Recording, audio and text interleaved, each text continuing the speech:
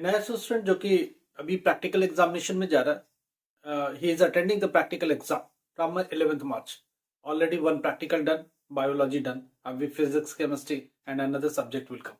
What I am talking about, हम लोग बात कर रहे हैं कि अभी थ्योरी का एग्जाम कब होने वाला है. लगातार क्वेश्चन स्टूडेंट पूछ रहा है थ्योरी का डेट शीट कब रिलीज होगा. इसके बारे में बहुत सारे क्लू मिल गए. कल हमारी बैठ के बातचीत हुई थोड़ी बहुत सारी, राइट. थियरी के डेट शीट के बारे में बात करेंगे, थियरी का हॉल टिकट कब रिलीज होगा इसके बारे में भी बात कल हो रही है. ठीक है, बहुत सारी बात कल हुई है और भी डेली डेली बात होती रहेगी इसके ऊपर, क्योंकि अब हम लोग इस पर ठीक से बात कर रहे हैं. तो बहुत सारे क्लूज मिल गए जो आपके साथ शेयर करेंगे.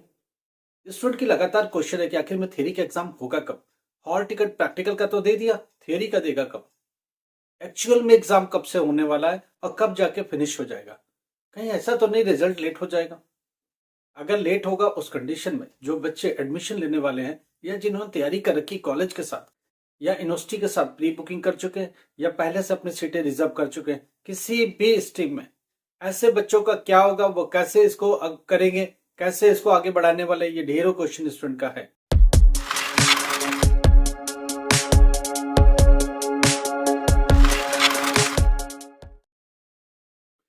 नमस्कार, आदाब, Sat Shri Akal. Myself Ahmad sir, education @अहमद सर. आपको पता है कि हम लोग आपकी मदद करते हैं एनआईएस से रिलेटेड. देखिए, प्रैक्टिकल एग्जाम चालू हो चुका है. एक पेपर आप कल बायो का दे चुके हैं या स्टूडेंट देने वाला है.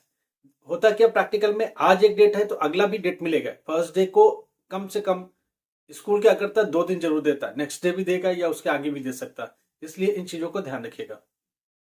इसके लिए स्टूडेंट बहुत परेशान है. वो बोलता कितने बजे जाना, क्या हमने 100 टाइम बोला कि आप स्कूल पर अगर 11 से प्रैक्टिकल है तो 10 को ही जाओ. वहां एक नोटिस मिलेगा, अभी भी नहीं गए तो इमिडिएटली जाओ. वहां स्कूल के बाहर एक नोटिस लिखा होगा, उस पर एक टाइमिंग लिखी होगी, उस पर डेट लिखा होगा. अगर लिखा है 11 to 14 बायोलॉजी है तो 11 को करना, 12 को करना, 13 को करना, 14 को करना, ये स्कूल को डिसाइड करना है.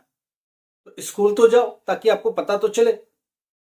स्कूल ही आपको टाइम देगा, इसमें बोर्ड टाइम नहीं देता. बोर्ड आपको स्पेसिफाई नहीं करता कि 11th को कराना, 12th को कराना, 13 को कराना, 14. ये हर एक सब्जेक्ट पर लागू होता है.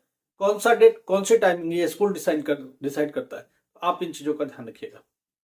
अच्छा, हमको बात करनी है कि थ्योरी से रिलेटेड कब बात हो रही है. कल हमारी थोड़ी डिटेल बात हुई. कल ऑफिस जब खुला तो बहुत सारी बात हुई.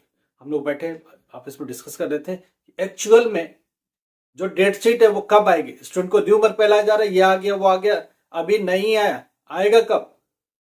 20 मार्च के बाद इसकी बात होगी. इससे पहले कोई गुंजाइश नहीं है.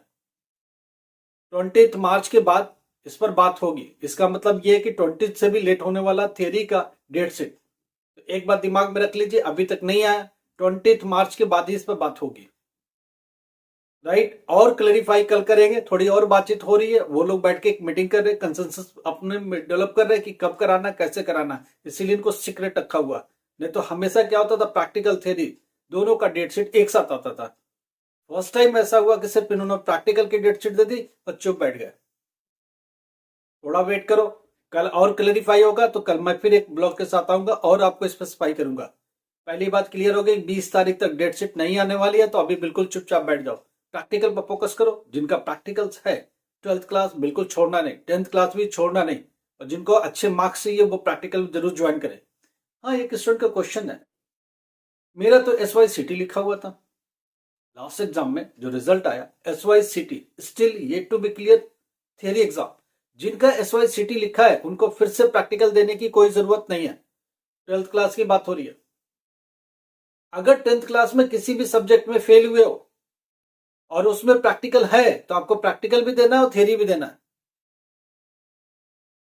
10th क्लास में प्रैक्टिकल और थियरी दोनों देना पड़ेगा अगर आप फेल हुए हो तो, क्योंकि दोनों मिला के मार्क्स पास और फेल डिसाइड होता है. 12th क्लास में अगर प्रैक्टिकल में एक बार पास हो गए तो फिर प्रैक्टिकल देने की जरूरत नहीं है, सिर्फ थियरी एग्जाम आप देंगे. हम लोग इस पर बात करते रहेंगे और भी ढेरों बात करनी है, वो कंटिन्यू करेंगे. दूसरी बात, एक बच्चा ये बोलता है कि टीएमए क्या मेरे को फिर से रिसबमिट करनी है. जी नहीं. एक बार टीएमए के मार्क्स आपको शो कर रहे, एक बार टीएमए अपलोड कर दिया तो दूसरी बात आप अपलोड भी नहीं कर सकते, और जो मार्क्स है वो मार्क्स कैरी फॉरवर्ड होता रहेगा अगले 5 साल तक. एक स्टूडेंट ये बोल रहा है मेरा टीएमए का मार्क्स शो नहीं कर रहा. भाई, इतनी जल्दी नहीं होता. एनआईएस बोर्ड में काम इतने तेज नहीं होता. ध्यान से समझिए. रिजल्ट आएगा कब? जून एंड में, हो सकता है जुलाई में भी चला जाए। अब बात समझिए, जब जून एंड में रिजल्ट आना तो मई तक स्कूल के पास टाइम है अपलोड करने का। मई छोड़ो, अप्रैल में तो करेगा करेगा, मई भी ले सकता है स्कूल, इसलिए इतनी जल्दी नहीं है। टीएमए के मार्क्स हो रहा तो ठीक है, प्रोग्रेस लिख रखा तो इसका मतलब कॉपियां चेक हो रही हैं और वो स्कूल अपने आप इसको अपलोड करेगा। आप एक बार देख लो, अपलोडेड होना चाहिए। अगर अपलोडेड है तो आपकी जिम्मेदारी खत्म। अब स्कूल की जिम्मेदारी है वो मार्क्स क्या पोस्ट करता है, आप उस पर भी क्रिप नहीं कर सकते। एक बच्चा ये कह रहा कि मेरे केमिस्ट्री टीएमए में 2 नंबर दिए, इसके लिए मैं क्या करूं, मेरा तो ये ठीक है, मेरा वो सही है। देखो, जो एक स्टूडेंट जो 2 नंबर कह रहा है उसकी मैंने चेक किया उसका टीएमए, तो पता चला उसने क्वेश्चन ही अपलोड कर दिया, क्वेश्चन पेपर ही अपलोड कर दिया। बाबा, जब क्वेश्चन पेपर ही अपलोड कर दिया तो तुमको मार्क्स किस बात की देगा? वो आंसर तो नहीं है ना, स्कूल डिसाइड करेगा उसके कितने मार्क्स देने। आंख बंद करके दे दिया 2 नंबर तो वो भी बहुत ज्यादा है, वो चाहे तो 0 दे दे, वो उसके आगे लिख देगा it's a question paper not A answer. क्या करोगे? आपने क्वेश्चन पेपर ही अपलोड कर दिया इन प्लेस ऑफ आंसर, तो ये आपकी फॉल्ट है, उस बोर्ड की फॉल्ट नहीं है, स्कूल का फॉल्ट नहीं है। ठीक है, अगर कोई गलती हुई तो इमिडिएटली आप रीजनल सेंटर जाओ, वहां लेटर लिखो, ताकि वो स्कूल को इंडिकेट कर सके कि कुछ करे। कब किसी केस में 0 नंबर लग गया, आपका टीएमए नहीं है, टीएमए के मार्क्स 2 है, 4 है, 5, इतना आसान नहीं है इसको रीचेक कराना।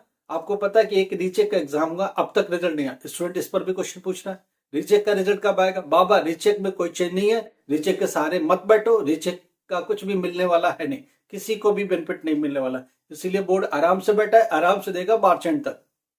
क्या पता उसका मूड बदल जाए, नहीं भी देना है तो ये गोल कर जाएगा, इसलिए बड़े आराम से बैठो। रीचेकिंग के रिजल्ट में कोई भी चेंज नहीं है, बोर्ड इसमें कोई भी अपडेट ज्यादा देने वाला है नहीं, इसलिए इसके सहारे बिल्कुल नहीं बैठना।